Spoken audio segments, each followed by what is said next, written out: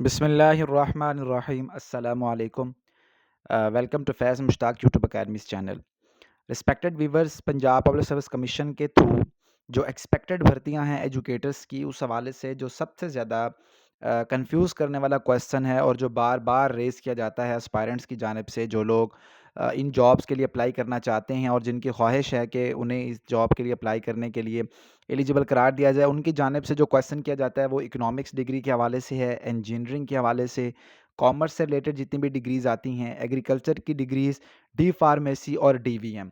ये वो लोग हैं, ये वो हमारे बहन-भाई हैं जिनके कमेंट सेक्शन में सबसे ज़्यादा क्वेश्चन आते हैं कि हमें क्लियर कर दें, हमें कन्फर्म कर दें, हमारे साथ क्या प्रॉब्लम हो रही है, हमारे साथ क्यों नाइंसाफ़ी हो रही है या ज़्यादती हो रही है एक किस्म की, कि बाकियों को तो अप्लाई करने दिया जा रहा है, लेकिन हमें अप्लाई करने नहीं दिया जा रहा। तो आज की वीडियो सिर्फ़ इन्हीं डिग्रीज़ से रिलेटेड है। अगर आप इन्हीं डिग्रीज़ से मुतल्लिक़ा हैं, तो आप ये वीडियो देख सकते हैं, अदरवाइज़ आप इस वीडियो को चाहें तो स्किप भी कर सकते हैं। पीपीएससी के एजुकेटर्स के हवाले से जितनी भी इन्फॉर्मेशन है वो ऑलमोस्ट मैंने आप लोगों के साथ शेयर कर दी है। अपने यूट्यूब चैनल के ऊपर पीपीएससी एजुकेटर्स के नाम से एक प्लेलिस्ट है, वहाँ पे जाएँ, आपको कंप्लीट इन्फॉर्मेशन उससे मुतालिक मिल जाएगी। और जैसे ही इंशाल्लाह पॉलिसी 2021 भी अनाउंस होगी, तो आपके साथ मज़ीद भी इंशाल्लाह जो है वो कॉम्प्रिहेंसिव इन्फॉर्मेशन शेयर की जाएगी। तो सबसे पहले इस वक्त आप अपनी स्क्रीन के ऊपर जो एक देख रहे हैं, ये जो मैंने कट लिया है, ये एजुकेटर पॉलिसी 2014 से लिया गया है।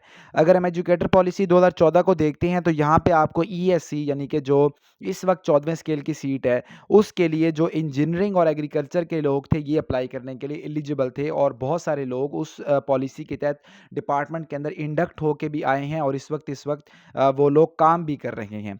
इसके साथ-साथ अगर हम ईएससी साइंस मैथ में जाके देखते थे, तो वहाँ पे जो डी फार्मेसी जिन लोगों ने की होती थी, और इसके साथ-साथ इससे रिलेटेड जितनी भी डिग्रियाँ होती थी, और डीवीएम की जो डिग्री, वेटरनरी की जो डिग्री होती थी, ये लोग भी, इन लोगों को भी 2014 की पॉलिसी के तहत साइंस मैथ की जो डिग्री थी, जो पोस्ट थी, उसके अंदर अप्लाई करने के लिए अहल करार दिया गया था।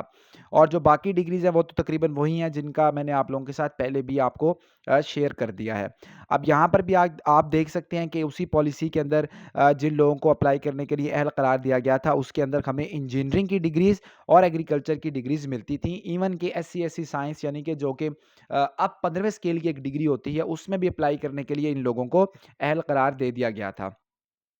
नेक्स्ट हम देखते हैं, ये जो पॉलिसी अब इस वक्त आप अपनी स्क्रीन के ऊपर देख रहे हैं, डियर एस्पायरेंट, ये है जी 2016 की पॉलिसी, 2016-2017 की एजुकेटर पॉलिसी।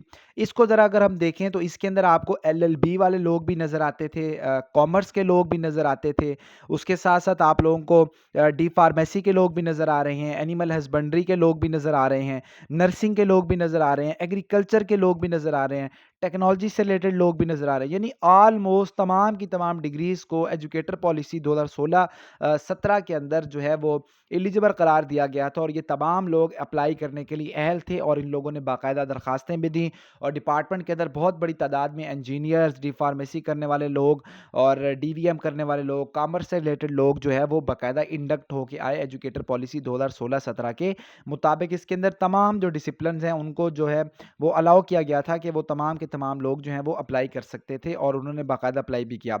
लेकिन इन जो पॉलिसीज़ के अंदर जो एईओज़ की सीट्स आती थी, यानी 2016-17 एजुकेटर पॉलिसी में जो एईओ के लिए बनाया गया था डिपार्टमेंट की तरफ से, उसके अंदर ये था कि सारे मास्टर डिग्री होल्डर जो हैं वो अप्लाई कर सकते थे। चाहे आपने किसी भी डिग्री में मास्टर किया हुआ था, आप उसके अंदर अप्लाई कर सकते थे। आपने उसके अंदर अप्लाई करने के लिए आपको अहल करार दिया गया था।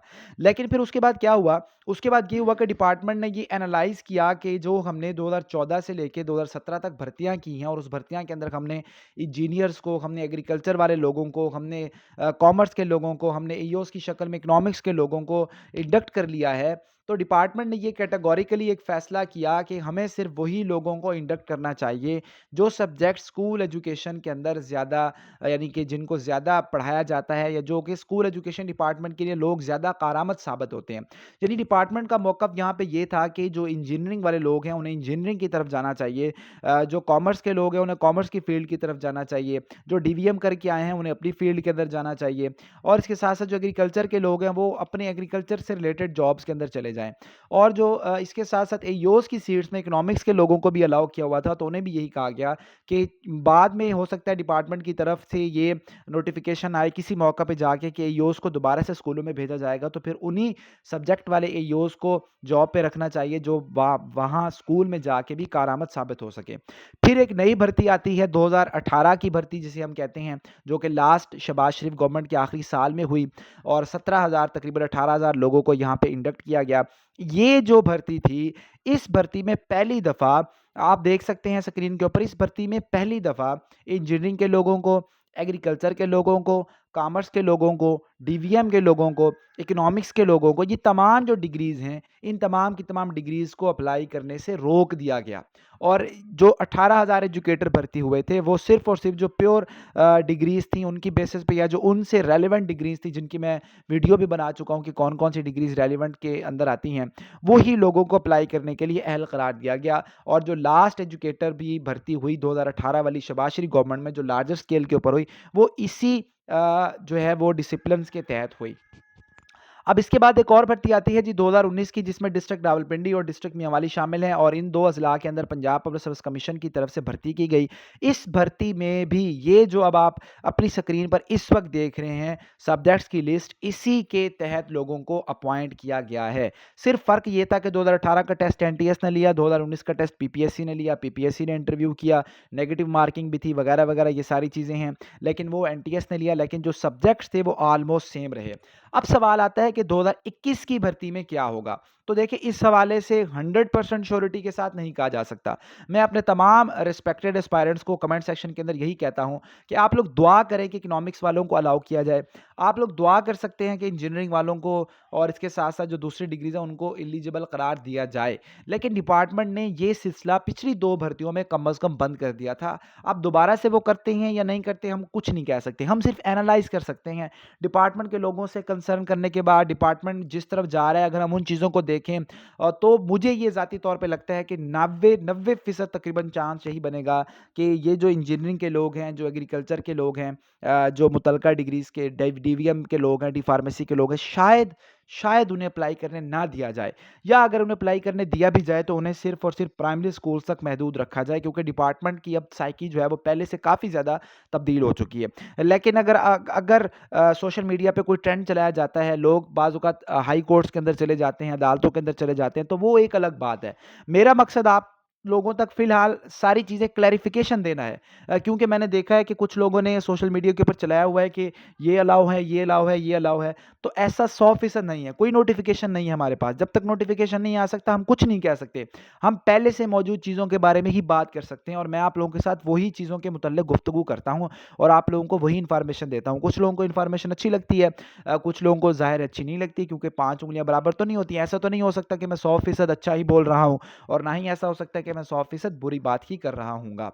तो ये जी इस हवाले से क्लैरिफ़िकेशन है। आई होप कि आप लोगों को ये जो मेरी बात है ये समझ आई होगी, आपने इसको समझा होगा डीपली। इसलिए वीडियो को लाइक कर दें, चैनल को सब्सक्राइब कर लें। पीपीएससी एजुकेटर्स के हवाले से जितनी भी अपडेट्स होंगी, जैसे ही पॉलिसी अनाउंस होगी, इंशाल्लाह आप लोगों को सबसे पहले कॉम्प्रिहेंसिवली शेयर की जाएगी और तमाम आपकी कन्फ्यूजन को दूर किया जाएगा। अपना ख्याल रखें जी, अल्लाह हाफ़िज़।